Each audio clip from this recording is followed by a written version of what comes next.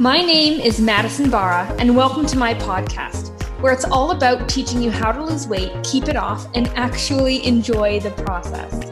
I've lost over 70 pounds, and these are the failures and lessons I've learned along the way. Hope you enjoy and subscribe.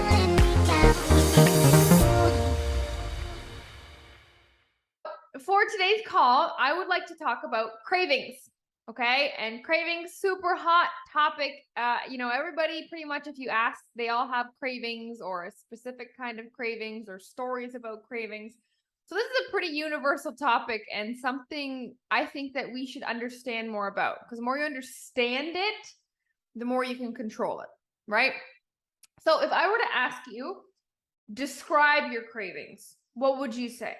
There's tons of different ones and they're different from person to person. Describe your cravings. Are they strong? Are they weak? Are they controllable? Are they impulsive? Are they predictable? Are they unpredictable? Right? Really think about how you would classify your cravings. Now, generally speaking, I would probably say most people would classify their cravings as random and uncontrollable. Most of the time, right? They kind of happen sporadically, right? We don't know why or why not they showed up that day, right? Regardless of if you always crave late at night and that's predictable, some nights you do, sometimes you don't, and that's not predictable, right? And then they're uncontrollable, right? Because otherwise they wouldn't be called cravings, right? You wouldn't give in to them.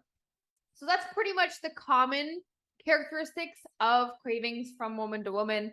They are going to be random cravings, and they're going to be uncontrollable, or at least that's how we view them, right? Now, if you can't control something, if you have an impulse and that impulse makes you do something, we can kind of consider it somewhat of an addiction, right? And if you give into that impulse right away enough times, it now becomes a habit, right? So if you think about your cravings, most of the time you do them out of habit, right? You were triggered by something or a certain scenario happened or you're in a certain environment. And then just out of habit, it triggers our brain to go into craving mode. But for the sake of today, we're going to look at cravings as kind of a little mini addiction, right? Whether the actual thing is the addiction or the thing we're getting from it is the addiction. So I would argue that you're not really addicted to the food, right? Some people would disagree. Some people would be like, cookies are my thing. I can't resist. Put a cookie in front of me, I can't stop. Put chips in front of me, I'm fine. But a cookie, no way, right? We all have that one thing that we can't have just one bite of, or that one thing that we can't keep in the house, or whatever. So I would argue you're not addicted to that one thing, even though you might feel a strong tie to it. Or you might not even have that and just have cravings across the board, but you're not addicted to the actual food. What's happening is your body is remembering the feeling you get when you eat the food. It's remembering that feeling, and it wants that feeling because that feeling is comforting, it's relaxing, it's protective. And so you're not actually addicted to the food, ladies. What you are addicted to is the feeling that the food gives you when you are eating it. That is your high. That is your release. That is your version of your high, right? Food gets you to that high faster. And what that high is a dopamine spike. It's a dopamine spike, right? It's the feel-good hormone. I want to feel good, whatever the reason is. I had a rough day at work. I worked an extra shift. I got into a fight with my husband. I'm bored and got nothing else to do, and I'm not stimulated. I'm emotional. Whatever it was that superficially stimulated your brain to say, oh, I know how to fix that. I know how to get rid of these emotions right away. Or I know how to give you good emotions. And we've just over the years connected food to that feeling. It's the fastest release. It's the fastest high. And it is how our brain helps us find dopamine. Cravings are your body trying to help you. But it's our fault for programming the wrong kind of help. So if we can say, or if you're somebody who says, I can't resist, what it is, it's just you put in more reps of telling your brain that this is going to give me this. food, every bite, because you've reacted to it instead of acted. You've reacted to your impulses and your negative emotions or whatever it was that normally superficially triggers the cravings. You've now have a very strong connection with food creating or being the source of dopamine in your day, right? And so it basically becomes what you desire most in that moment, or just across the board subconsciously all day long. And if we know that the only reason our body is putting these cravings into us or out of us, if we know it's only because we're searching for dopamine, the good news is, guess what? In the moment of the craving, you can say, okay, it's dopamine that my body is wanting, my brain is asking for. Where else can I go get it? Very simple, very simple. If you can just for a second separate the fact that it's not that you want the food, it is that you are looking for that high and that release, you have so many more options in terms of, or just not crave and don't crave, eat or don't eat. You have so many more options. So many more options to pull from if we're looking for a dopamine spike instead of eat, don't eat, to eat or not to eat. The big question. Let's just avoid that question altogether because most of us in the moment, it's too much. That's a really big question that we don't want to always have to fight. I know I shouldn't. I know I shouldn't. Again. Oh, I did it again. We don't want to be in that realm of thinking in our cravings. Sometimes it's helpful to be there, but a lot of the times you do need to go in with fresh eyes and a new perspective. So you got the dopamine, you got now, or you know it's dopamine, and now you've got such a big pool of other things to pull from, right? Where can you get the same high? Well, then this is up to you to sit down and say, okay, what am I actually excited about? What actually relaxes me? What do I enjoy doing with my time? What would the perfect day look like? If I didn't have to do anything, if I didn't have to be anywhere, what would I actually choose to do to fill my time? A lot of the times we don't know because we fill our time with everybody else's needs, not our own. But that's a whole other video. So really sit down and say, what is it in a perfect day, if I was all by myself and I could do anything, what would it be? For me, couple things. I love doing Sudoku puzzles. That's just, I get little dopamine rushes from that. I love online shopping, right? Get little dopamine hits from that, right? No, we don't have to go in whether or not that's wrong or right. But if we're coming to, when it comes to weight loss and gaining control of cravings, I will take any other dopamine hit temporarily, right? Other than food, because what we're trying to do is show your brain that we can find it in other ways. And then we can tackle dopamine as a whole, right? Like, yes, we don't want to be spiking it. Yes, we don't want to be relying on it, right? And usually, basically, and this is where I was at in my life, and I still struggle with this sometimes, is food was the biggest source of dopamine for me. And so what that would look like is I would work to eat. I would finish things to get to eating sooner.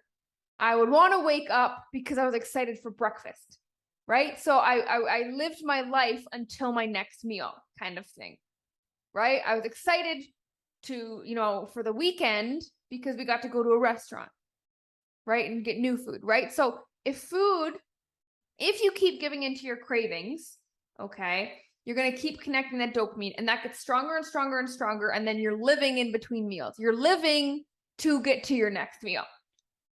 And that's a lot of in between time to try and rush through to get to the food, right?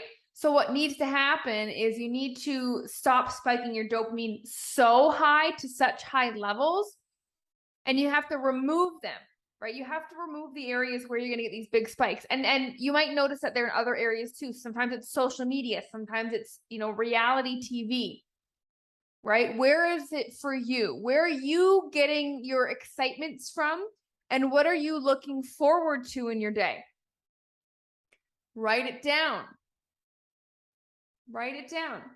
And then see which ones you can eliminate or moderate more.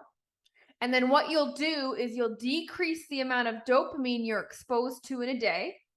So you might feel a little bit more lethargic. You might feel a little bit more bored, right? You might feel your mind wander because we're used to the high. And now that we're just normal, but normal seems low for us. So now that we're normal, because you've eliminated or moderated these dopamine areas, now that we're normal, little joys start coming back. Because the little things that give us little dopamine hits, because we're not comparing them to the big spikes we used to have, they're exciting. Little things excite us again. Imagine that. A beautiful sunny morning just absolutely astounds us, right? A funny little joke at the office makes our day.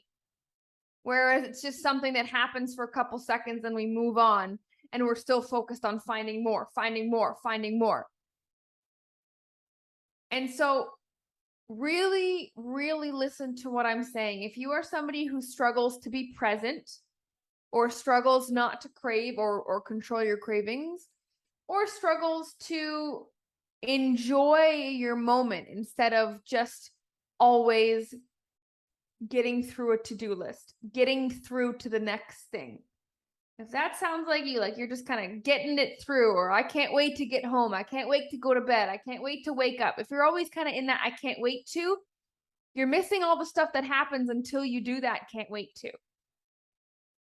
Right? If you're somebody who's at a restaurant and you can't wait for your food to arrive, and you're looking at every waitress that walks by to see if she has your food on her plate, there's a problem. And I want you to not think that it's because you're addicted to food or that food is the problem. That's not what it is.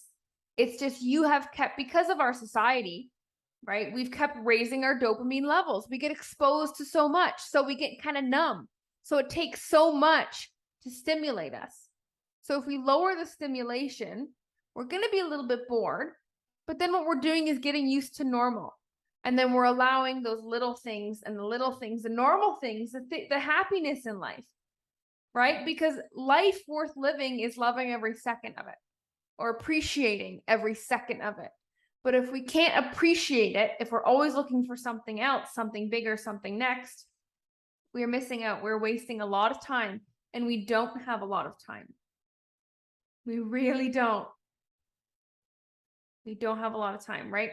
So if that's something that kind of resonates with you and you feel like, you know, sometimes I can't control my cravings or my cravings have been worse lately, usually it means you're overstimulated.